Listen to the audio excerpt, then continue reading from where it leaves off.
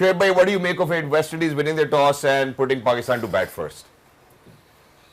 Pakistan bat first, Pakistan बस अपना बस ट्रेडिशनल क्रिकेट खेले यहाँ पे, ठीक है. Leave that job to the bigger hitters that is gonna come in the middle and gonna score some runs. 215 plus be a most difficult challenge for West Indies to achieve that. Reason why the three changes that happened. Ji. Ibrar, Hassan And or Nawaz. No. Thank you very much. You are all sorted now. Exactly. I think it looks like it as if we are all sorted, but Pakistan batting first with coming in with 3 changes, comprehensive victory. पहले one-day international में not a lot of changes, right? I think जो हम expect कर रहे थे पहले match में वो आप कर सारा कुछ दिया. इकट्ठे. आज हम 2 चाह रहे थे लेकिन उन्होंने 3 कर दिया. अब आई डोंट नो कि नवाज किसकी जगह है, मे बी हुसैन तलत की जगह है.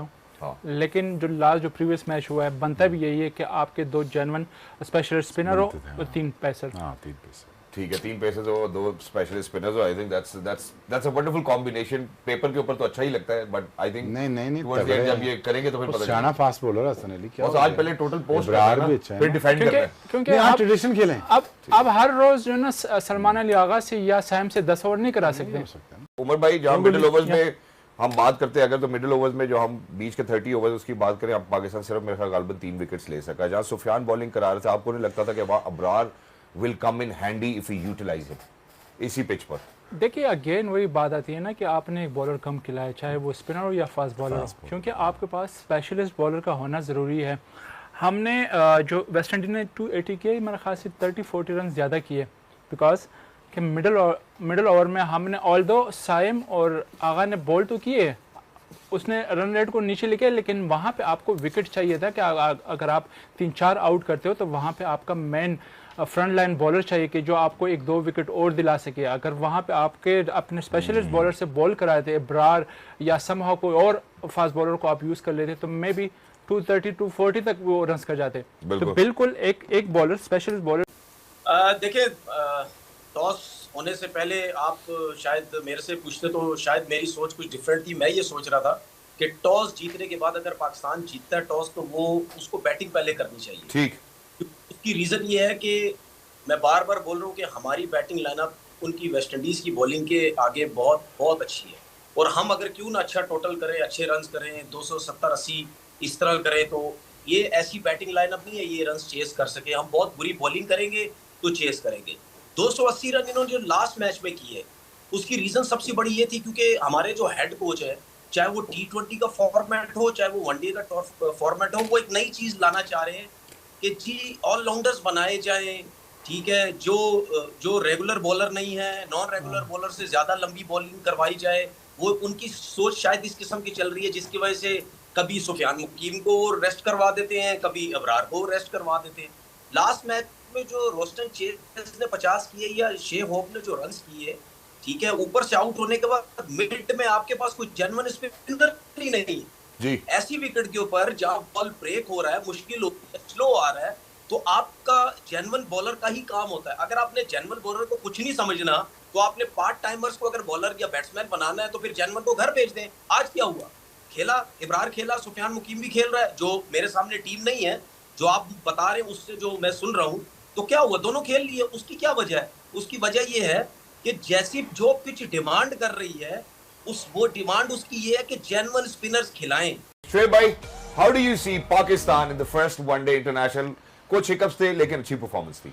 अगेन नवाज काम आ गया है ना. ऐसे ही है.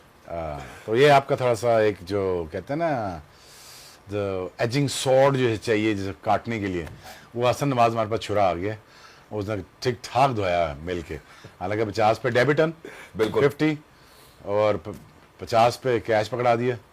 ना कर यार, ना कर, ऐसी हरकतें ठीक नहीं लगती. बहरहाल अगर इस लड़के को और मौका मिलेगा और ऐसी विकेटों में मिलेगा, ऐसी बॉलिंग के खिलाफ मिलेगा तो बहुत मतलब ठीक ठाक इसमें धुलाई करेगा. But having said that, bits and pieces में रिजवान की परफॉर्मेंस बहुत अच्छी लगी, but I am really happy when it comes to fast bowling. You know, I want his shine to be out there. You know, you gotta love him, you gotta support him, you gotta make sure that you know he's our prime fast bowler. And same again, he's right up there. और मुझे खुशी हुई clinical finish देख के, मुझे बहुत खुशी हुई. तनवीर भाई, आपकी जानिब आता हूं, आप इस विक्ट्री को कैसे देखते हैं, जो कि बहुत ही खूबसूरती से जहां पे अपने शोएब भाई ने रिजवान की भी बात की, हम हसन नवाज की बात करें, हुसैन तलत, ये बहुत ही पिवटल पार्टनरशिप थी विच एक्चुअली मेड श्योर कि पाकिस्तान जो है वो सक्सेस लाइन क्रॉस करे।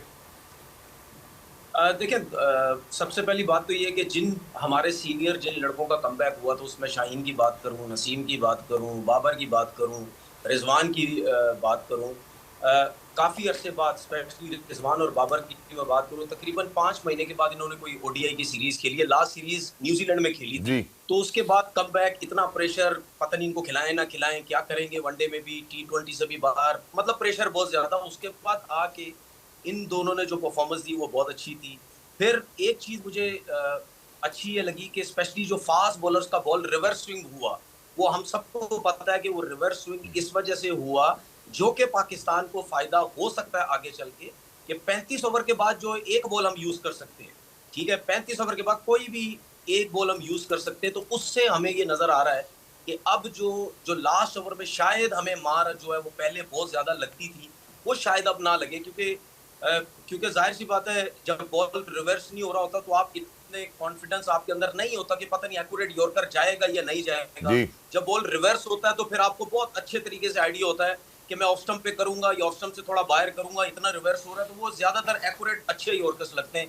ये चीज बहुत अच्छी नजर आई। फिर उसके बाद बाबर का जो कमबैक है, उसने 47 किया, इतना प्रेशर, ठीक है, मैं तो ये सोचता हूँ कि यार बाबर आजम के अलावा शायद कोई और होता, वो तो क्रिकेट छोड़ छाड़ के बैठ चुका होता कि यार मतलब इतना प्रेशर मेरे ऊपर, लेकिन उसका कमबैक हुआ। मैं मानता हूँ उसको 50 रन करने चाहिए थे, थोड़ा सा जल्दबाजी कर गया, लेकिन वो रिजवान और जो बाबर की जो पार्टनरशिप थी वो 50 रन की, उसने बड़ा अच्छा